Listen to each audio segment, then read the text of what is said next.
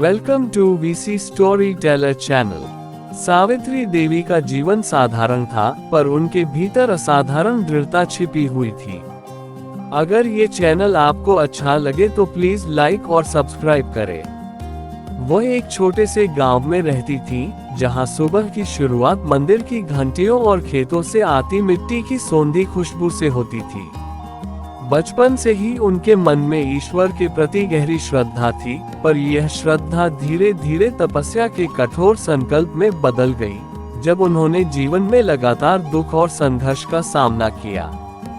सावित्री देवी का विवाह कम उम्र में हो गया था। कुछ ही वर्षों बाद उनके पति का देहांत हो गया। समाज ने उन्हें कमजोर समझा, पर भीतर से वह टूटने के बजाय और अधिक मजबूत हो गई।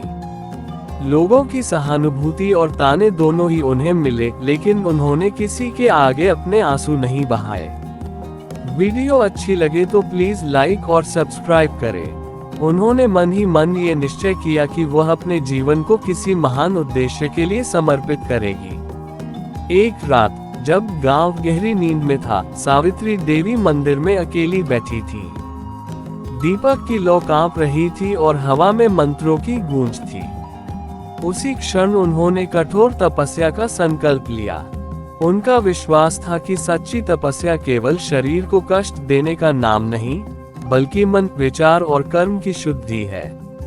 उन्होंने प्रण किया कि वह अपने जीवन को संयम, सेवा और साधना के मार्ग पर ले जाएंगी। अगले दिन से ही उनका जीवन बदल गया। उन्होंने भोग विलास त्याग दिया, सादा भोजन अपनाया और दिन का अधिकांश समय ध्यान और जप में लगाने लगी। सूरज उगने से पहले उठना, गंगा जल से स्नान करना और घंटों तक मंत्रों का उच्चारण करना उनकी दिनचर्या बन गई। शरीर थक जाता, पर उनका मन अडिग रहता। कई बार भूख और कमजोरी से हाथ कांपते, पर उनकी आंखों में संकल्प की चमक कभी फीकी नहीं पड़ी। गांव वाले पहले उन्हें अजीब नजरों से देखने लगे। कुछ लोग उनकी तपस्या को दिखावा समझते, तो कुछ उन्हें पागल कहते। पर समय के साथ लोगों ने बदलाव महसूस किया। सावित्री देवी के पास जो भी जाता, उसे शांति और सांत्वना मिलती। वह दुखी लोगों की बातें ध्यान से सुनती और बिना किसी अपेक्षा के उन्हें सहारा देती। उनकी तपस्या केवल व्यक्तिगत मुक्ति तक सीमित नहीं रही, बल्कि वह दूसरों के लिए भी आशा का स्रोत बन गई। कई वर्षों तक उन्होंने कठोर नियमों का पालन किया। बरसात, सर्दी या गर्मी, किसी भी मौसम में उनकी साधना रुकी नहीं। कभी कभी बीमार पड़ने पर शरीर जवाब देने लगता, लेकिन उनका संकल्प उन्हें फिर खड़ा कर देता। उन्होंने अपने कष्टों को ईश्वर की परीक्षा नहीं, बल्कि आत्मशुद्धि का मार्ग माना। वीडियो अच्छी लगे तो प्लीज लाइक और कमेंट करें। धीरे धीरे उनकी ख्याति आसपास के गांवों तक फैल गई। लोग उन्हें देवी समान मानने लगे, पर वह स्वयं को साधारण स्त्री ही समझती रहीं। उनका मानना था कि तपस्या का फल सम्मान नहीं, बल्कि विनम्रता है।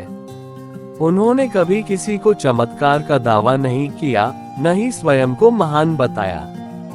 अपने जीवन के अंतिम वर्षों में सावित्री देवी ने एक ही बात कही कि सच्ची तपस्या बाहर नहीं, भीतर होती है। मन की अशांति को शांत करना, अहंकार को त्यागना और सेवा को अपनाना ही असली साधना है। उनका जीवन इस बात का प्रमाण बन गया कि कठोर तपस्या का संकल्प केवल आत्मबल से ही पूरा होता है, और वही आत्मबल मनुष्य को साधारण से असाधारण बना देता है। अगर ये चैनल आपको अच्छा लगे तो प्लीज लाइक और सब्सक्राइब करें।